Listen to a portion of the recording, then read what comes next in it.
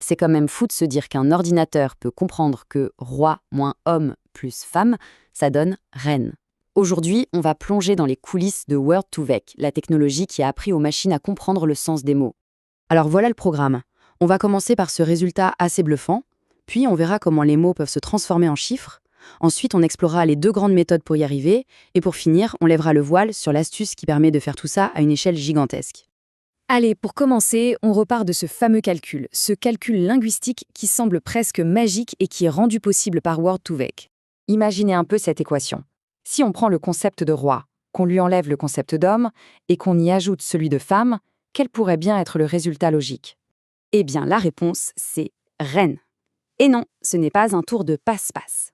C'est le résultat d'un algorithme hyper puissant, Word2Vec, qui arrive à transformer les mots en vecteurs numériques pour capturer non seulement leur sens, mais aussi les relations qu'ils ont entre eux.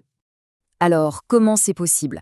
En fait, le secret, c'est d'arrêter de voir les mots comme du simple texte. Il faut les transformer en quelque chose qu'un ordinateur peut manipuler, des vecteurs. Pensez à chaque mot comme une coordonnée, un point sur une immense carte géographique des concepts. Ce processus, ça s'appelle le plongement de mots, ou en anglais, word embedding. Pour faire simple, Word2Vec utilise un modèle d'IA, un réseau de neurones assez simple mais très malin, qui va analyser des tonnes de textes pour assigner à chaque mot sa propre coordonnée numérique sur cette carte.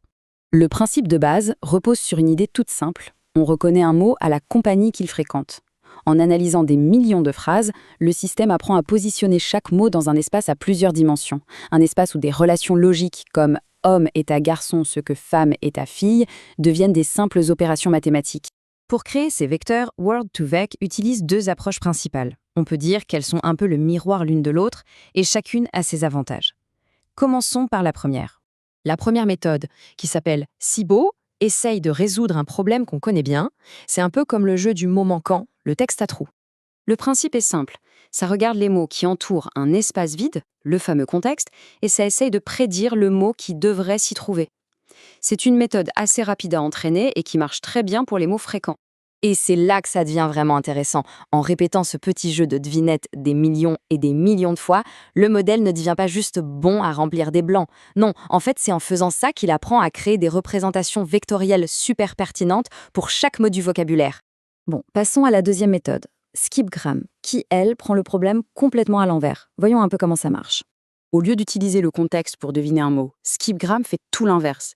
Il part d'un seul mot et il essaye de prédire tout son entourage. Par exemple, on lui donne le mot saute. Et son boulot, c'est de prédire les mots qu'on trouve souvent autour, comme renard ou par-dessus, dans un rayon de quelques mots. C'est une approche qui est plus lente, c'est vrai, mais qui donne de bien meilleurs résultats pour les mots rares. Ok, mais que ce soit l'une ou l'autre de ces méthodes, elles font face à un défi colossal. Une langue, ça peut contenir des centaines de milliers, voire des millions de mots. Alors comparer un mot à tous les autres à chaque étape de l'entraînement, c'est juste incroyablement lent. L'approche standard la plus évidente, ce serait de forcer le modèle à calculer une probabilité pour chaque mot du dictionnaire, à chaque fois. C'est un goulot d'étranglement énorme, c'est juste infaisable. Il fallait donc trouver une astuce, une méthode beaucoup plus maligne. Et la solution, c'est une technique très astucieuse qui s'appelle l'échantillonnage négatif. L'idée, c'est de simplifier radicalement la tâche d'apprentissage. L'idée est toute simple. Au lieu de comparer le mot à tout le dictionnaire, on présente au modèle la bonne réponse. Par exemple, la paire, saute, par-dessus. Et on y ajoute juste une petite poignée d'exemples totalement faux, choisis au hasard, comme saute, pomme. Du coup, la tâche devient beaucoup plus simple. Le modèle doit juste apprendre à dire oui aux bonnes paires et non aux mauvaises. Cette simplification rend l'entraînement des milliers de fois plus rapide et surtout, ça permet de travailler sur des corpus de texte absolument gigantesques.